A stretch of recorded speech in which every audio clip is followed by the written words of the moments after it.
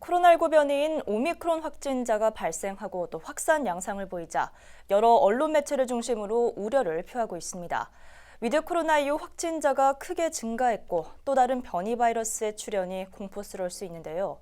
하지만 치명률이 낮아지고 있다는 분석이 있는 만큼 공포보다는 침착함을 유지하면서 일상에서의 방역 수칙을 잘 지키자는 조언입니다. 박원기 기자입니다. 코로나19는 지난 2019년 11월 처음 발생 이후 5차례 변이 과정을 보였습니다. 순서를 보면 2020년 5월 처음 보고된 베타 이후 알파, 델타, 그리고 감마, 지난달 오미크론 변이가 나타났습니다. 이들 변이 바이러스는 원래 코로나19 바이러스보다 1.5배에서 2배 정도 전염력이 높은 것으로 보고됐습니다. 그런데 최근 나타난 오미크론은 5배까지 전염력이 강한 것으로 알려졌습니다. 현재 전 세계를 비롯해 한국은 델타 변이가 우세종으로 자리 잡고 있는데 오미크론이 높은 전염력을 가지고 있어 우세종의 변화도 예상됩니다. 그런 과정 제일 중요한 건 전파력이에요. 근데 이제 일단 전파력이 그럼 높을 때 이게 증상이 경하면 내가 감염이 됐어도 사회 활동을 더 많이 하겠죠. 그러니까 전파가 더 잘 돼요. 주목해야 할 점은 치명률입니다. 코로나19 바이러스는 변이 과정을 거치면서 치명률, 즉 유증증이 낮아졌다는 게 학계의 시각입니다. 바이러스나 이런 것들이 세대가 지나면 지날수록 이제 약간 무증상이나 경증인 그런 그 어떤 병원체가 좀 더 선택적으로 이제 살아남게 되고 더 많이 전파가 되기 때문에 이제 무증상이나 경증으로 갈 가능성이 충분히 생긴다라고.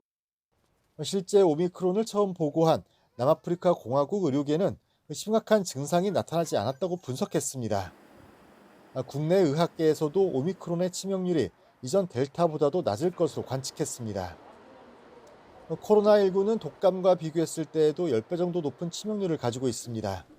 독감의 치명률은 0.04에서 0.08%로 코로나는 평균 0.78% 정도입니다. 연령대별로 보면 기존 독감과 큰 차이가 없지만 60대 이상 고령자에게 위험한 것으로 나타났습니다.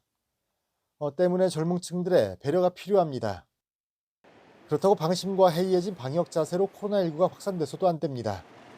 확진자가 늘수록 유증증 환자가 증가할 수밖에 없는데 이렇게 되면 모두를 치료할 수 없는 상황과 더불어 이전 다른 질병 질환자들의 치료도 불가능해집니다.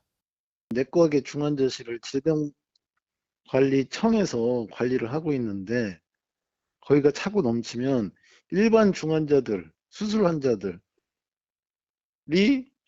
그쪽도 차고 넘치기 때문에 정말 위급한 환자들, 일반 환자들이 수술을 못 받거나 적절한 중환자 치료를 못 받을 가능성이 매우 높아지고 의료계와 도 방역당국은 무조건적인 코로나19 그리고 오미크론 변이에 대한 공포와 우려는 오히려 방역 대책에 혼란을 가져온다고 지적합니다.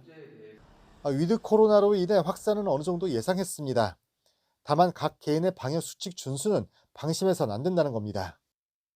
현재 대부분의 확진자들이 델타 변이 바이러스에 감염이 되고 있는 상황이기 때문에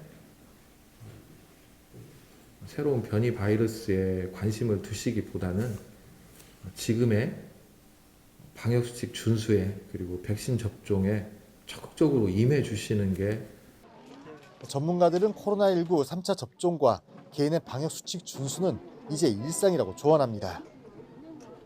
BTV 뉴스 박원기입니다.